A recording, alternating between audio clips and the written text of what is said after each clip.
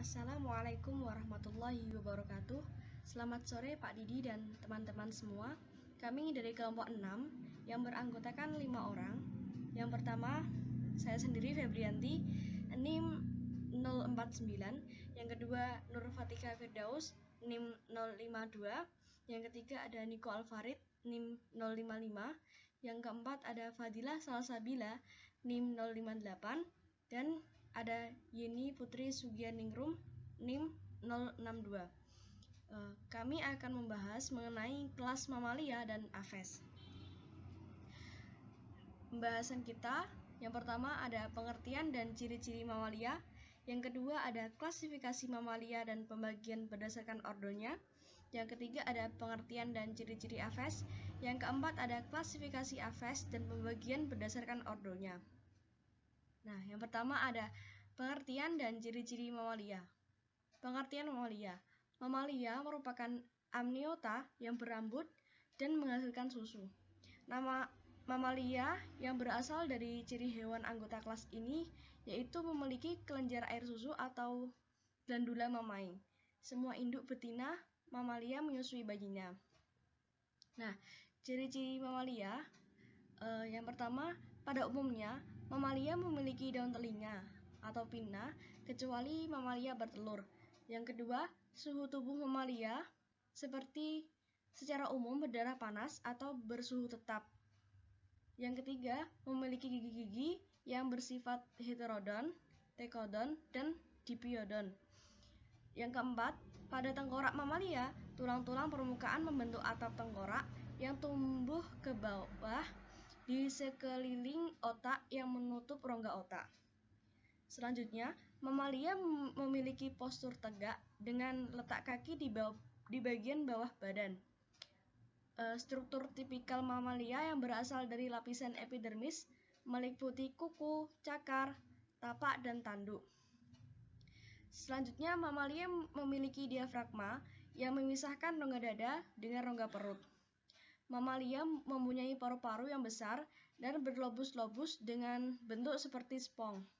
Kemudian mamalia memiliki kantung kemih dan mengekskresikan urin yang relatif encer. Betina seluruh spesies mamalia bersifat vivipar atau melahirkan. Kemudian tulang rahang bawah pada mamalia tersusun oleh tulang tunggal. Kemudian tulang pendengarannya memiliki 3 tulang, yaitu landasan, martil, dan sanggurdi, dan condyles occipitalis sudah ada sebanyak 2 buah. Yang pertama, kemudian ada klasifikasi mamalia. Yang pertama ada ordo Marsupialia. Ciri ordo Marsupialia ini memiliki ciri-ciri sebagai berikut. Yang A, memiliki kantong abdomen atau marsupium.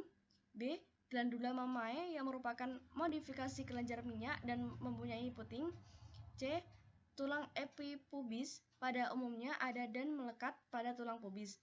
D, rusuk dengan 2 kepala. E, vagina dan uterus serangkap atau didelphis tanpa plasenta. Contoh ordo Marsupialia ini adalah koala dan kanguru. Seperti dilihat pada gambar, ada koala dengan nama latin Phascolarctos cinereus. Klasifikasinya Kingdom Animalia, Phylum Chordata, kelas Mammalia, ordo Diprotodontia, famili Phascolarctidae, genusnya Phascolarctos, spesiesnya Phascolarctos cinereus. Kemudian ada ordo Dimoptera.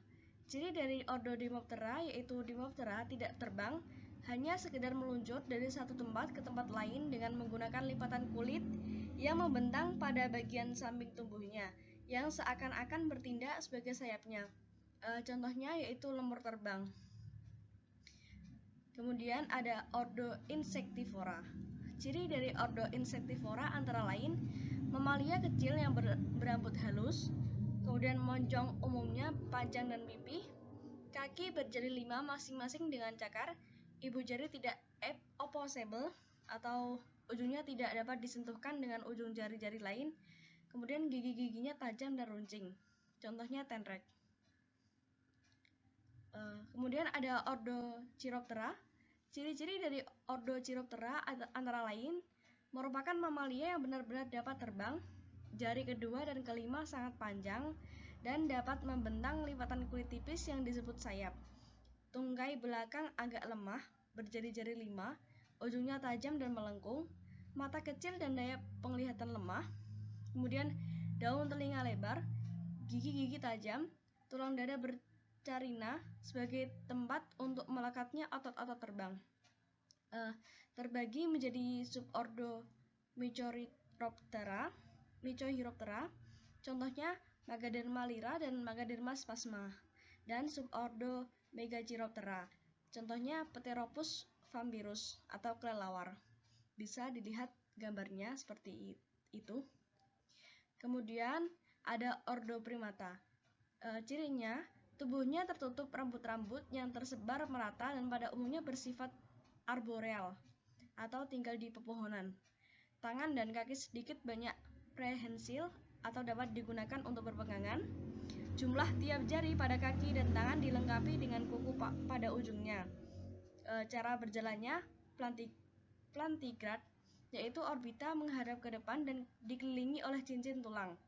Kemudian mempunyai satu pasang mamai di daerah dada dan mempunyai otak pada umumnya berukuran besar. Subordonya mencakup subordo Lemurroidea, contohnya yaitu lemur cata dan kukang. Kemudian subordo Tarsiodea, contohnya yaitu Tarsius sprectum. Dan subordo Anthropoidea, contohnya yaitu orang utan, gorila, dan monyet. Berikut ini poster mengenai Pongopygmeus atau orang utan.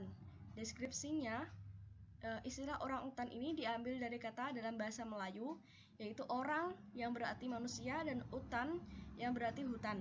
Ciri-cirinya memiliki tubuh gemuk dan besar, tubuhnya diselimuti rambut merah kecoklatan, mempunyai kepala yang besar dengan posisi mulut yang tinggi, kemudian tinggi sekitar 1,25 sampai 1,5 meter. Berat orang utan jantan mencapai 50 sampai 90 kg, sedangkan betinanya mencapai 30 sampai 50 kg. Kemudian memiliki ukuran otak yang besar, mata yang mengarah ke depan, dan tangan yang dapat menggenggam. Klasifikasi ilmiahnya yaitu Kingdom Animalia, filumnya Chordata, kelasnya Mamalia, ordo Primates, famili Hominidae, jenisnya Pongo, spesiesnya Pongopygmeus. Pemanfaatannya, orang utan ini merupakan spesies dasar bagi konservasi. Mereka memegang peran penting bagi regenerasi hutan melalui buah dan biji-bijian yang mereka makan. Hilangnya orang utan mencerminkan hilangnya ratusan spesies tanaman dan hewan pada ekosistem hutan. Sekian dari saya, selanjutnya akan dijelaskan oleh Mbak Fatika Firdaus. Kepadanya saya persilahkan.